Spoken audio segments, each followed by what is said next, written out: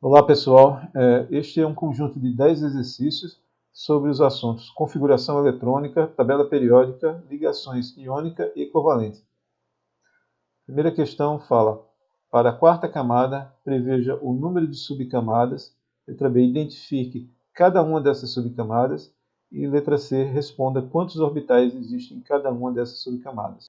Por exemplo, para o hidrogênio, um diagrama de níveis de energia é como aparece na figura apresentada, onde a gente vê aqui, para o N igual a 1, eu tenho a primeira camada, N igual a 2 a segunda, N igual a 3 a terceira, portanto, a quarta camada está associada ao N igual a 4. A gente sabe que o número de subcamadas é igual ao N, portanto aqui a gente só tem 1, aqui tem 2 subcamadas, aqui na N igual a 3 eu tenho 3 subcamadas, no N igual a 4 eu tenho 1, 2, 3, 4 subcamadas. As subcamadas estão associadas ao L, o qual pode variar de 0 até N-1. Então, para a quarta camada, o L vai variar de 0 até 3. Ao 0 associa-se ao S, então é 4S. Ao L igual a 1, P, então é o 4P. L igual a 2 é o D, então 4D. E L igual a 3, o 4F. Então, na subcamada 4S você tem um orbital. Na subcamada 4P tem 3 orbitais. Na subcamada 4D você tem 5 orbitais. E na subcamada 4F temos 7 orbitais. Segunda questão. Considere os átomos nitrogênio e fósforo. Utilize o princípio Aufbau para construir a configuração eletrônica do estado fundamental de cada um dos átomos. Letra B. Em qual será necessário mais energia para ionizar um elétron de caroço que está na primeira camada? Justifique sua resposta. Letra C. Associe as energias para ionizar um elétron na camada de valência, 1011,7 kJ por mol e 1402,3 kJ por mol com esses átomos.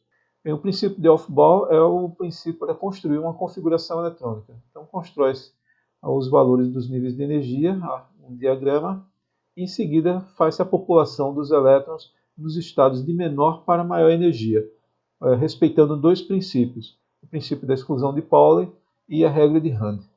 Então, no caso do fósforo, que tem número atômico 15, possui 15 prótons e 15 elétrons. Então, colocando a partir do orbital 1s, que é o de menor energia, o primeiro elétron, o segundo também entra, mas com spin contrário.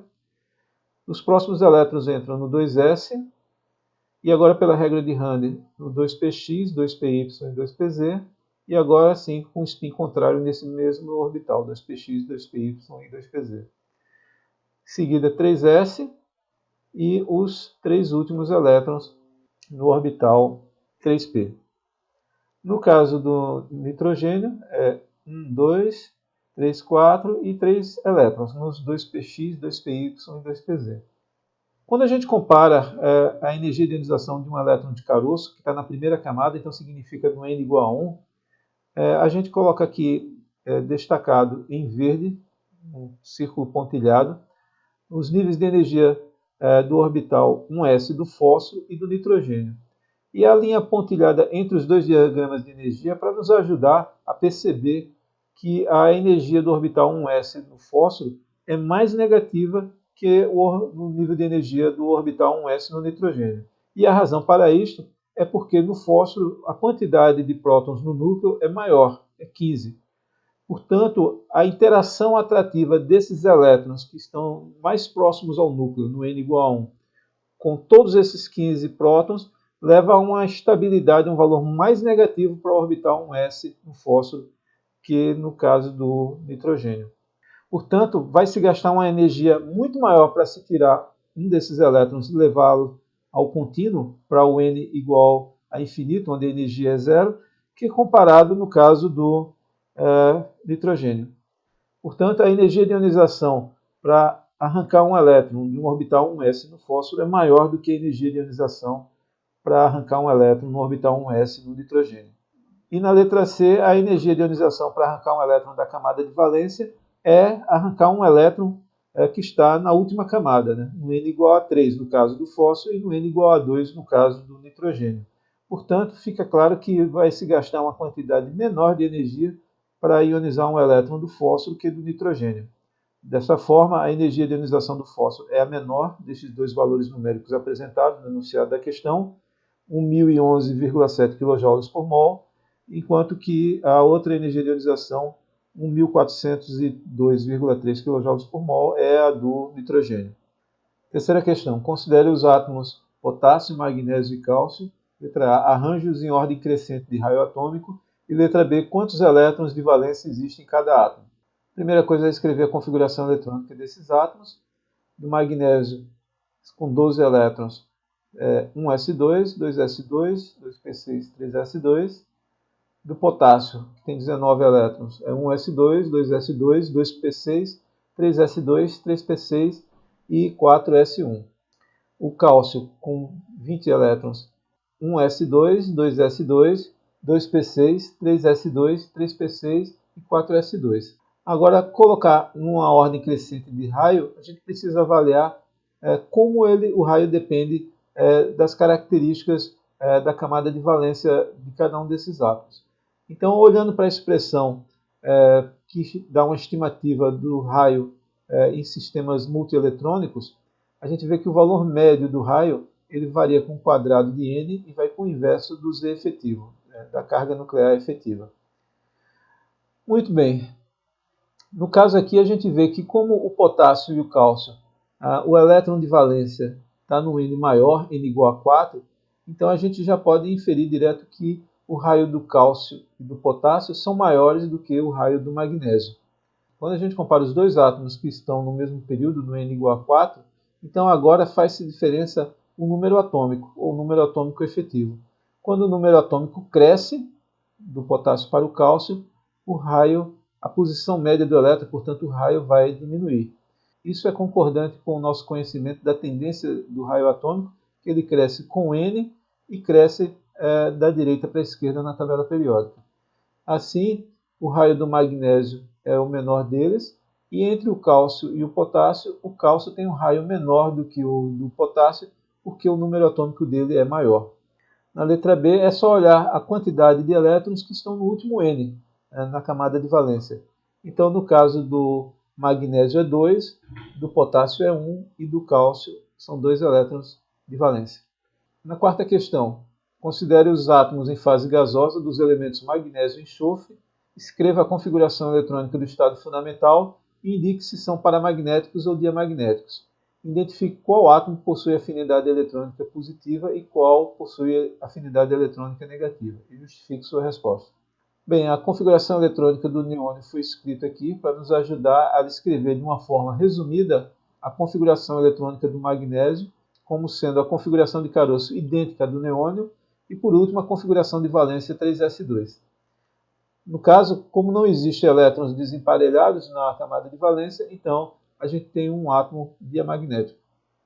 No caso do enxofre, a configuração eletrônica dele é idêntica à do neônio, e aí na camada de valência é 3s2, 3px2, 3y1, 3pz1. Nesse caso aqui, a gente vê que na camada de valência temos 2 elétrons desemparelhados. Logo, esse é um átomo paramagnético.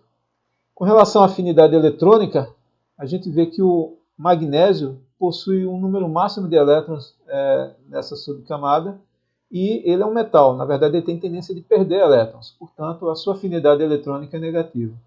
Já o enxofre tem uma afinidade eletrônica positiva. Ele é um não metal. Na verdade, ele tem tendência de ganhar elétrons, porque existem orbitais aqui desocupados. E a tendência, o comportamento da afinidade eletrônica, ele em grande escala tem um paralelo com a energia de ionização. Um átomo que tem afinidade eletrônica, ele não deve ter tendência de perder elétrons. Por isso, a afinidade eletrônica cresce da esquerda para a direita e cresce também de baixo para cima na tabela periódica. Na quinta questão, sabendo que a afinidade eletrônica do arsênio e do bromo vale 78 kJ por mol e 325 kJ por mol, respectivamente, explique o que pode ser inferido sobre a afinidade eletrônica do selênio e do cloro. Bem, isso precisa a gente pegar e identificar onde esses átomos estão na tabela periódica. Então, em azul estão os átomos onde as informações da afinidade eletrônica são dadas, do arsênio e do bromo, e em vermelho os átomos onde se pede para ser feita inferência sobre a sua afinidade eletrônica. A gente observa que o selênio está entre o arsênio e o bromo. Portanto, como a afinidade eletrônica cresce da esquerda para a direita e de baixo para cima, a gente pode dizer que a afinidade eletrônica do selênio vai ser maior do que do arsênio e menor que a do bromo. Os valores são esses, né? Então a afinidade eletrônica do selênio deve ser maior que 78 kJ por mol e menor que 325 kJ por mol.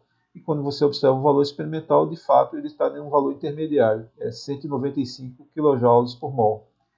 No caso do cloro, a afinidade eletrônica do cloro, como ele está acima do bromo, será maior. E, de fato, a afinidade eletrônica do cloro é 349, enquanto aquela do bromo é 325 kJ por mol.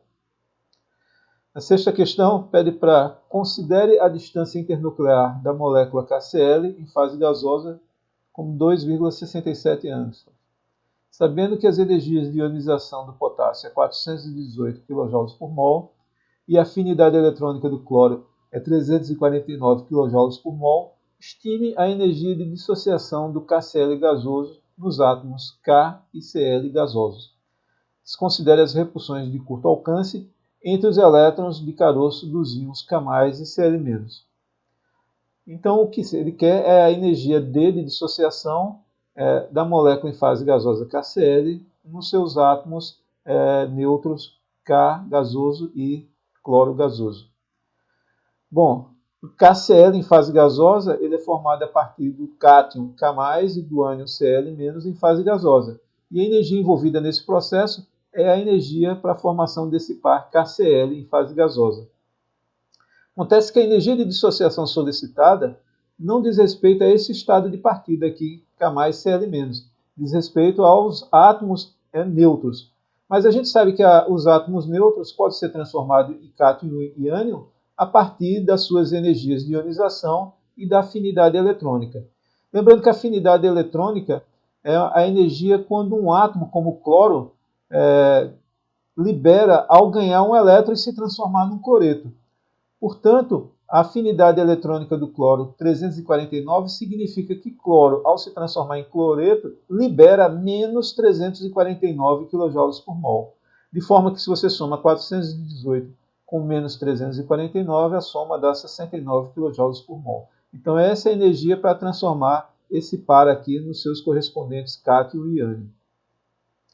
Agora, repare que a energia de dissociação é a energia para transformar KCl gasoso nos átomos neutros. Portanto, a gente tem aqui uma relação que, para poder determinar o valor de D, é preciso determinar o valor da energia do par.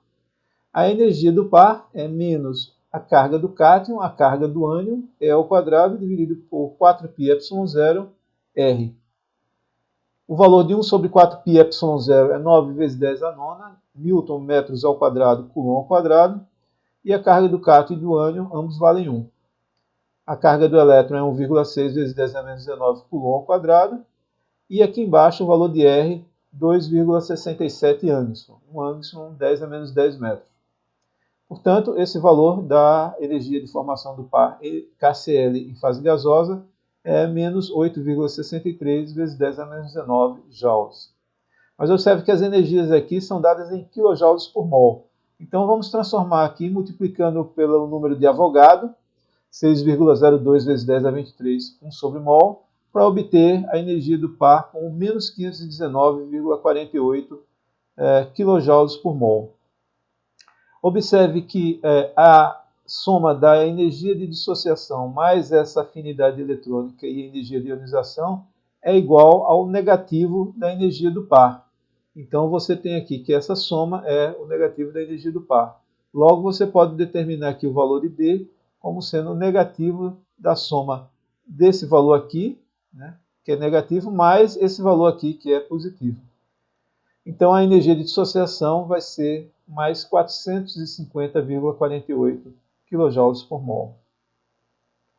Na sétima questão, estime a energia necessária para dissociar 2 mols de cloreto de rubídio cristalino em íons gasosos, assumindo que a constante de Madelung para esse cristal vale 1,7476 e que os raios do rubídio mais e do Cl menos valem 1,48 Angstrom e 1,81 Angstrom, respectivamente. Considere que a repulsão eletrônica entre esses íons leva a uma correção de 10% na energia do retículo cristalino. Então, nesse caso aqui, um conjunto de íons rubídio mais e Cl menos, né, leva à formação do sólido cristalino, e a energia envolvida, liberada nesse processo, é a energia do retículo cristalino. Então, nesse caso aqui, precisamos determinar quanto vale essa energia. Aqui está a expressão da energia do retículo cristalino, substituindo os valores da constante de Madelung, o valor de 1 sobre 4 π epsilon 0, a carga do cátion e do ânion, E ao quadrado, e o R é a soma dos raios iônicos, né? O centro do rubídio ao centro do cloro na rede cristalina. Então é a soma dos seus raios iônicos. 1,48 mais 1,81 vezes 10 a menos 10 metros. E já estou multiplicando aqui pelo número de Avogadro para poder o resultado dar em kJ por mol. Então o valor resultante é menos 736,76 kJ por mol. A questão manda considerar que a repulsão eletrônica entre esses íons leva a uma correção de 10% na energia do retículo cristalino. A repulsão eletrônica ele vai aumentar a energia, né?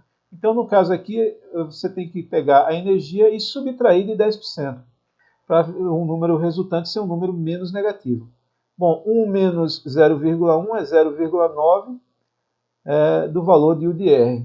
Então, multiplicando a energia obtida anteriormente por 0,9 vai levar a um valor de menos 663,08 kJ por mol.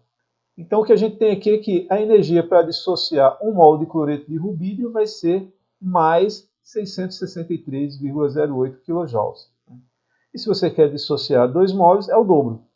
Você vai ter que doar para o sistema mais 1.326,16 kJ de energia.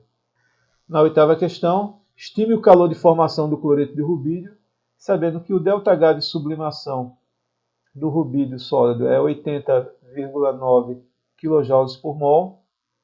O meio do ΔH de dissociação das moléculas de Cl2 em fase gasosa é 121,7 kJ por mol. A energia de ionização do rubídio em fase gasosa é 403 kJ por mol. A afinidade eletrônica do cloro gasoso é 349 kJ por mol. O raio iônico do rubídio é 1,48 Angstrom e o raio iônico do cloro é 1,81 Angstrom. A constante de Madelung para o cloreto de rubídio é 1,7476 e que a repulsão eletrônica novamente vai levar a uma correção de 10% na energia da formação do retículo cristalino. Bom, o que ele pede para estimar é o calor de formação. E lembrando que o calor de formação é a energia envolvida na formação de uma espécie a partir dos seus elementos. No caso aqui, o rubídio sólido e um meio de Cl gasoso. Bom, esse é um parâmetro, um valor que a gente não sabe, mas a gente pode usar o fato de que entalpia é uma função de estado e, portanto, você pode pensar num ciclo termodinâmico onde cada uma das etapas são conhecidas e, portanto, esse valor pode ser quantificado a partir da soma de cada uma das etapas do ciclo, que é o chamado ciclo de Bohr-Haber. No caso do rubídio, a primeira providência é transformá-lo em uma espécie gasosa para poder interagir com a outra espécie em fase gasosa. Então, temos que contabilizar aqui o ΔH de sublimação. Em seguida, temos que quebrar a molécula de Cl2 gasoso. Então, temos que aplicar aqui um meio do calor de dissociação do Cl2 gasoso para levar a átomos de cloro. E agora temos que transformar esse rubídio e esse cloro em um cátion e um ânion, respectivamente.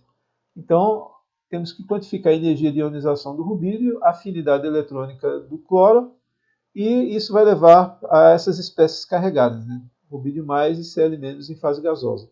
Agora, essas espécies podem se juntar e formar o estado sólido, né? O cloreto de rubídio sólido, e a energia liberada é a energia do retículo cristalino. O valor dessa energia do retículo cristalino é o único parâmetro que nós não sabemos para poder determinar o calor de formação do cloreto de rubídio. Portanto, isso aqui a gente precisa calcular. Isso aqui vai ser menos o valor da constante de Madelung, 1 sobre 4 π epsilon 0, carga do cátion, carga do ânion, E ao quadrado, dividido pela distância, que é a soma dos raios iônicos, vezes o número de Avogadro. Isso aqui dá menos 736,76 kJ por mol. E levando a correção de 10% no valor da energia, a energia do retículo é menos 663,1 kJ por mol. Então agora o ΔH de formação é simplesmente a soma de cada um desses termos de energia. Então, escrevendo aqui essa equação, ΔH de formação vai ser o ΔH de sublimação mais 1 meio do ΔH de dissociação do Cl2, a energia de ionização do rubídio, a afinidade eletrônica do cloro, mais a energia do retículo cristalino. Então, nesse caso, substituindo todos os números, a gente obtém que o ΔH de formação, a estimativa dele é que ele valha menos 406,7 kJ por mol. Nona questão, a partir da teoria do orbital molecular, letra A, que inferência pode ser feita sobre a formação da molécula Hélio-2? Explique sua resposta. Letra B, escreva a configuração eletrônica do íon Hélio-2+, e calcule sua ordem de ligação. Então, usando a ideia da combinação de orbitais atômicos para formar os orbitais moleculares, cada átomo de hélio com seus 2 elétrons no orbital 1s, eles se combinarão para formar um estado de menor energia, que é um orbital do tipo sigma, e um estado de maior energia, que é o sigma antiligante. Esses 4 elétrons vão popular primeiro os estados de menor energia e depois completando o estado de maior energia. Uma maneira de avaliar a existência dessa molécula é avaliar sua ordem de ligação, que é o número de elétrons em orbitais ligantes menos o número de elétrons em orbitais antiligantes. Nesse caso, a diferença é zero, o que é muito interessante porque a teoria do orbital molecular acaba corroborando a inexistência da molécula diatômica Hélio-2+. A espécie Hélio-2 é colocada aí no centro, né, a representação dos elétrons nos orbitais, e agora para gerar a espécie, o íon Hélio-2+, é preciso arrancar um elétron. Portanto, a configuração eletrônica do Hélio-2+, é essa que aparece aqui do lado direito. Portanto, nesse caso, para o Hélio-2+, quando a gente calcula a ordem de ligação, agora seu valor é meio, o que aponta na direção de uma estabilidade dessa espécie, desse íon molecular. A configuração eletrônica pode ser representada através de um diagrama, como este, ou através de uma notação de linhas, onde a gente diz que 2 elétrons estão no orbital sigma e um elétron está no orbital sigma antiligante. E por fim, a 10ª questão indica para usar a teoria do orbital molecular para prever a estabilidade e o comportamento diamagnético ou paramagnético dos sistemas moleculares N2 e N2+. Bom, o princípio da construção de uma configuração eletrônica é colocar os níveis de energia e popular os elétrons dos estados de menor para maior energia, né? Respeitando o princípio da exclusão de Pauling e a regra de Hahn. Então, o nitrogênio que tem 7 prótons e 7 elétrons, a configuração eletrônica vai ser 2 elétrons no orbital 1s, depois mais 2 no orbital 2s, e agora a regra de Hahn coloca um elétron em cada um dos orbitais 2p. E para o outro átomo de nitrogênio é a mesma coisa. Agora, fazendo a interação entre os orbitais atômicos do nitrogênio, vai levar a 2 estados de menor e maior energia, né, sigma e sigma estrela, e a mesma coisa para os orbitais 2s. No caso dos orbitais 2p, os orbitais p que se alinham ao longo do eixo internuclear também vão formar orbitais do tipo sigma, de menor e maior energia, enquanto que aqueles orbitais p que interagem paralelamente vão formar 2 estados π, né? Porque você vai ter 2 orbitais p que apenas mudam na questão da direção. Então você vai ter 2 orbitais π de menor energia e 2 orbitais π antiligantes de maior energia e o correspondente sigma ligante e sigma antiligante. Então, colocando agora esses 14 elétrons nesses orbitais moleculares, você vai ter 1, 2, 3, 4, 5, 6, 7, 8, e agora usando a regra de Hahn, 9, 10, 11, 12, 13, 14 elétrons. Muito bem, podemos ver que não existe nenhum elétron desemparelhado na camada de valência, né, dessa molécula. Portanto, a gente disse que o N2 é uma molécula diamagnética, não interage com o campo magnético externo, ou interage fracamente, né, fraquissimamente com o campo magnético externo. E se você arranca um elétron, por exemplo, esse que está circundado aqui de vermelho, você vai gerar a molécula de N2+. que vai ter um último elétron aqui desemparelhado, portanto vai ser uma molécula paramagnética. Com relação à ordem de ligação, a ordem de ligação do N2 é 2, 4, 6, 8, 10 elétrons em orbitais ligantes, menos 2, 4 em orbitais antiligantes, o que dá uma ordem de ligação 3. Quando você tira um elétron e cria a espécie N2+, esse elétron vai sair em um orbital ligante. Então a ordem de ligação, agora no lugar de 10, vai ser 9 menos 4, o que vai levar a uma ordem de ligação de 2,5. Portanto, a gente tem que vai ser uma ligação mais fraca no íon N2+, que no N2. Portanto, o seu calor de dissociação do N2+, é menor que aquela da molécula de N2.